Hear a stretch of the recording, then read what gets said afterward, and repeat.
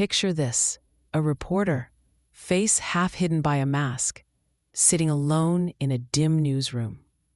It makes you wonder, has telling the truth itself become endangered? Or, is there still a bit of hope left? So today's May 4th, 2025. The new World Press Freedom Index just came out. Reporters Without Borders published it. And honestly, the numbers aren't good. The global score is now 54.7 out of 100. That's the lowest ever recorded. The world's moved from what RSF called a problematic situation to a difficult one for journalism. Exactly. And that figure covers what, 180 countries and territories?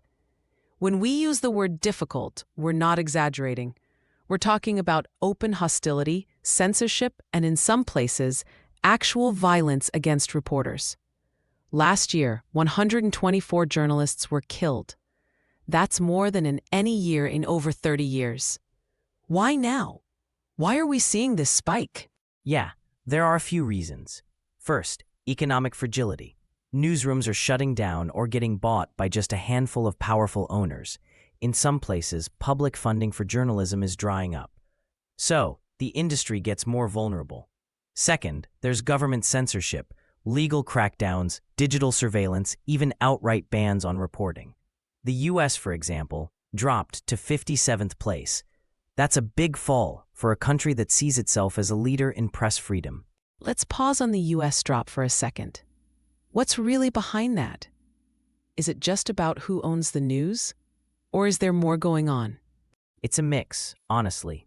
There's more government hostility toward reporters, both in words and actual policy. Plus, digital censorship is getting worse. Things like social media takedowns, algorithmic suppression, and even lawsuits against journalists. The bottom line is, it's getting harder for journalists to work without threats, legal risks, or just not having enough funding. And if journalists can't report freely, then what? Is this just a problem for the media itself, or does it bleed into everything else? Oh, it definitely goes deeper. When journalism is suppressed, misinformation spreads faster. Who's left to check facts or keep people in power honest?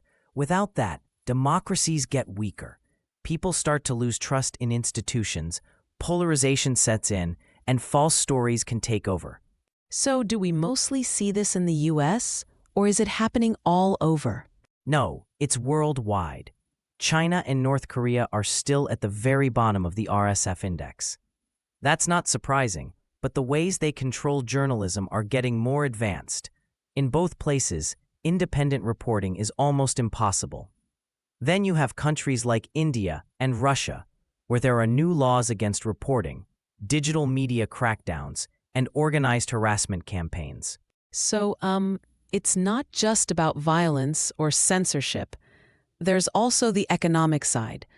When just a few companies own most media, what do we lose?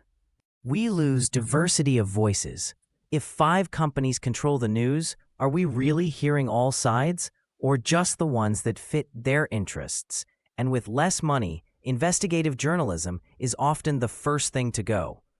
That means fewer resources to dig into corruption, crime, or abuse of power. Are there any places where things are actually improving? Where press freedom's gotten better?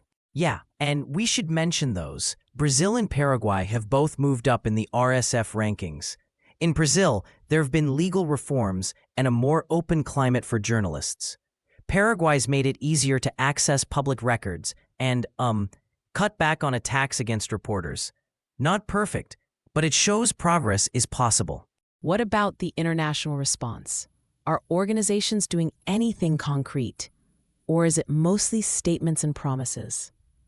On World Press Freedom Day, international groups renewed their commitments. UNESCO, the Media Freedom Coalition, RSF, they all called for stronger protections. There's also more focus now on artificial intelligence, both as a threat and as a tool for journalists.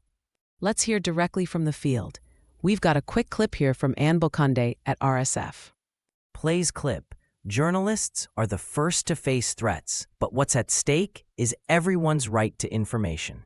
That really sums it up. It's not only about journalists, it's about everyone's right to know. If they can't do their jobs, who decides what's true? Yeah, that's the key point. And it's not just local, it's everywhere. No matter where you're listening from, Europe, Africa, Asia, or the Americas, press freedom isn't a given. It can vanish, sometimes quietly, sometimes overnight. For those who want updates, we'll post links to real-time reactions on our website and social media. If you want to hear more from reporters in high-risk places, check out the bonus section for those rapid response interviews. Just to sum up, global press freedom is at a record low. Main causes: economic fragility, censorship, and media ownership concentration. The result? More misinformation, weaker democracies, less accountability. A few countries are improving, but mostly the trend is negative. The urgency's obvious. If press freedom falls apart, what's left to defend democracy? Thanks for listening. Stay curious, ask questions, and support independent journalism where you can. That's all for today. For more updates and frontline stories, head to our website. Thanks for tuning in.